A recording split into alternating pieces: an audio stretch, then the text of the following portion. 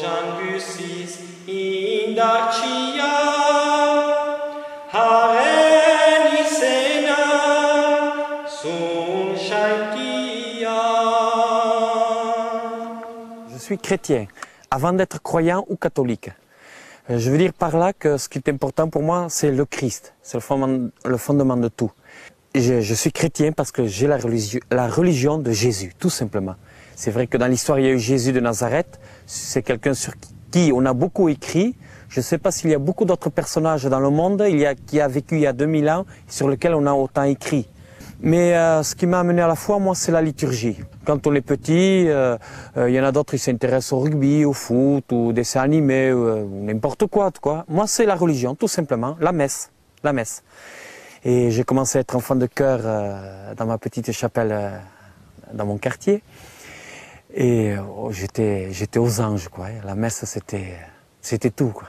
Alors tout, ouais, ça va de l'église, des statues, des décorations de l'église, des chants. Et chez nous, les chansons basques. Puis tout ce qui est cierge, encens, vêtements liturgiques, les rites, les différents rites.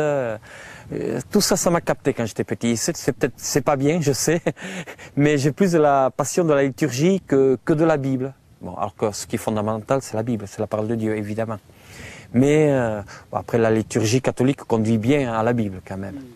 J'ai fait le choix de rester à la maison avec mes 3 frères, dont 2 handicapés, qui sont handicapés autistes. Donc je suis là aussi un petit peu pour eux. Et puis pour ma mère qui est là toujours et qui est un peu malade elle aussi.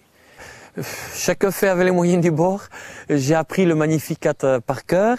Comme ça me permet de le chanter tous les jours, de préférence en basque, mais des fois en français aussi. J'ai appris l'Angelus par cœur. Donc quand j'entends la cloche de l'Angelus sonner à midi, je dis l'Angelus. Bon, des fois je dis une prière beaucoup plus courte. Je dis merci Seigneur pour le mystère de l'incarnation, voilà tout simplement. Hein.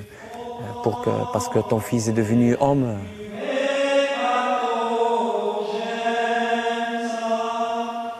Alors, j'appréhende un petit peu ma rencontre avec lui, mais je sais qu'il est mort sur la croix pour mon salut, donc bon, il doit être doux et humble de cœur, comme on dit.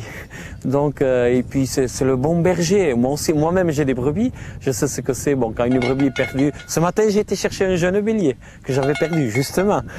Donc, j'avais pas pensé sur le moment à Jésus. Maintenant, j'y pense.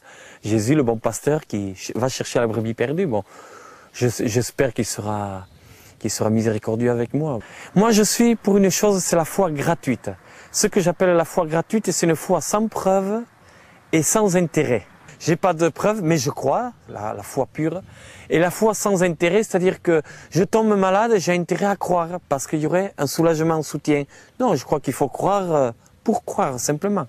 Et on a sûrement tous, moi le premier, un intérêt quelque part à croire, parce que ça me fait vivre la liturgie, quelque chose d'extraordinaire pour moi. C'est un soutien pour moi, et donc il y a forcément une foi avec intérêt quelque part. Et je crois que Dieu nous le pardonne.